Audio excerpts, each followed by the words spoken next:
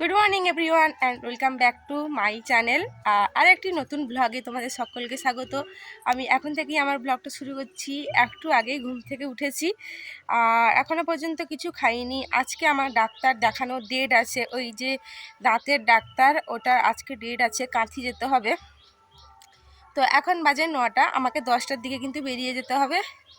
আর এখন গিয়ে চা করব, কারণ সকাল থেকে খেতে হবে। কাল রাতে কিন্তু তেমনভাবে খাওয়া হয়নি, তো যাই খেয়ে নেই চাটা। আর আজকে সারাদিন কি হয় আমার ব্লগটা দেখতে থাকো।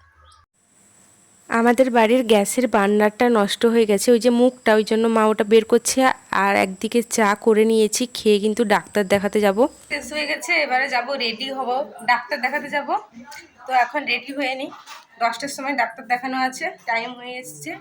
তো চলো রেডি হয়ে নিই, তোমাদের সাথে আমার কথা হচ্ছে। আর আমি কিন্তু এদিকে চা খেয়ে রেডি হয়ে গেছিলাম। আর ডাক্তার দেখানোর টাইমটা ছিল 10:30টার সময়, ওই জন্য তাড়াতাড়ি করে কিন্তু আমি সানস্ক্রিনটা লাগিয়ে নিলাম, যেহেতু সকাল থেকেই দেখছি অনেকটা রোদ উঠেছে আজকে। ডক্টর দেখাতে যাবো, বেরিয়ে পড়েছি। আর মাথায় গরমে বান করে নিয়েছি, এই যে প্রেসক্রিপশান এটাও নিয়ে নিয়েছি, আর পার্স নিয়েছি। এবারে বাপি বেরিয়ে পড়েছে, বেরিয়ে যাব, রোদ উঠে পড়েছে কিন্তু।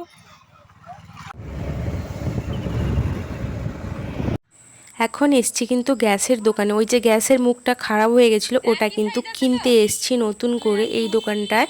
আর বাপির সাথেই কিন্তু ডাক্তার দেখাতে আসি।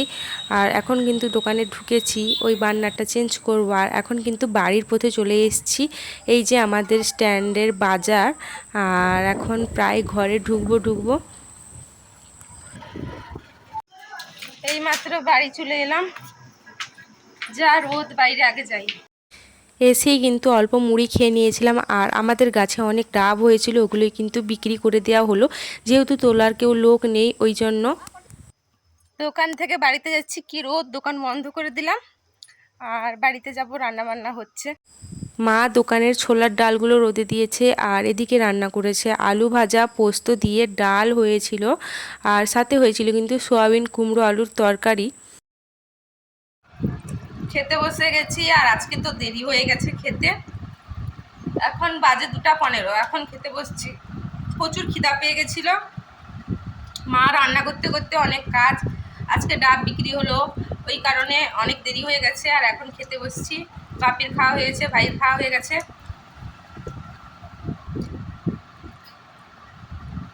আর 2 দিন ধরে তো ভিডিও করতে পারিনি, ফোন কাছে পাইনি, প্রচুর অসুবিধা হচ্ছে। আমার নিজের ফোনে ভিডিও করতে পারছি না, তাড়াতাড়ি একটা ফোন আনতে হবে, দেখি কি করা যায়।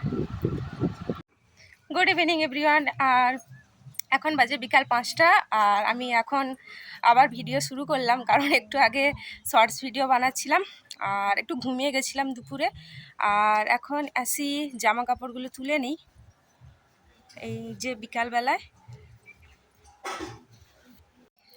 ওয়েদার মেঘলা হয়ে গেছে, মা এদিকে পুকুর ঘাটে বাসন মাজছে, আর আমি এদিকে জামা কাপড় তুলে নিই।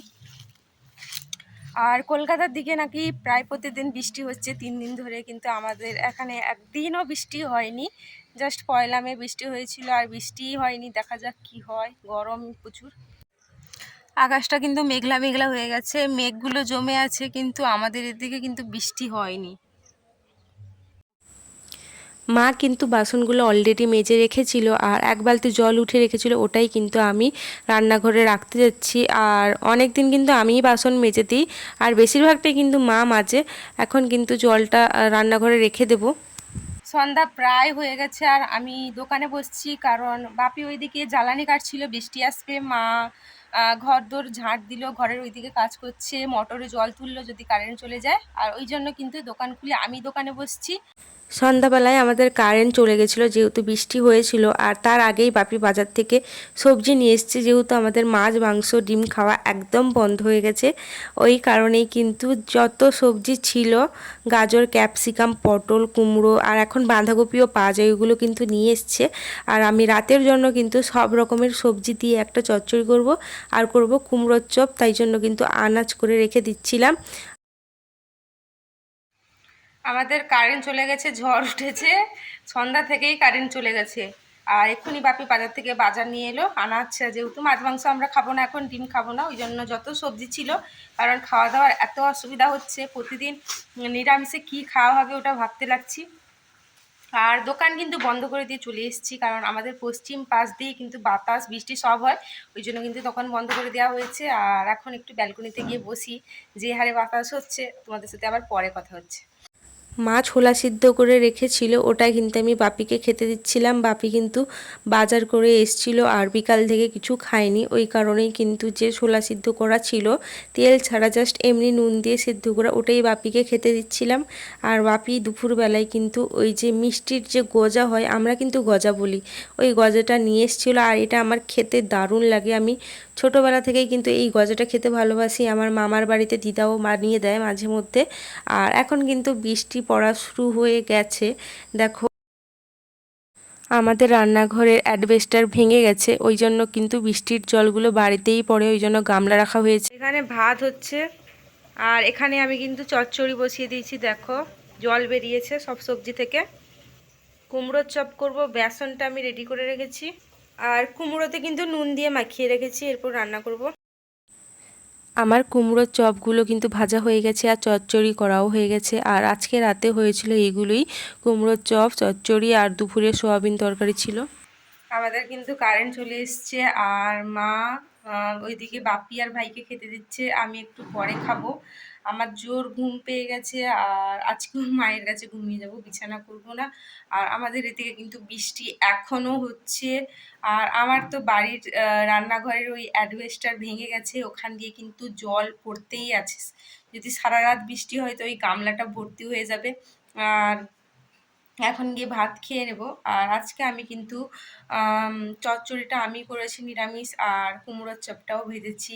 আর রান্নার সময় জানো তো কারেন্ট ছিল না, অন্ধকারে রান্না করেছি। আর যাই হোক, খাওয়ার সময় কারেন্ট এসছে, যাই খেয়ে নেই, তোমাদের সাথে আবার পরে কথা হচ্ছে। তো ভিডিওটি এই অবধি, বেশি বড় করব না, এখানেই শেষ করছি।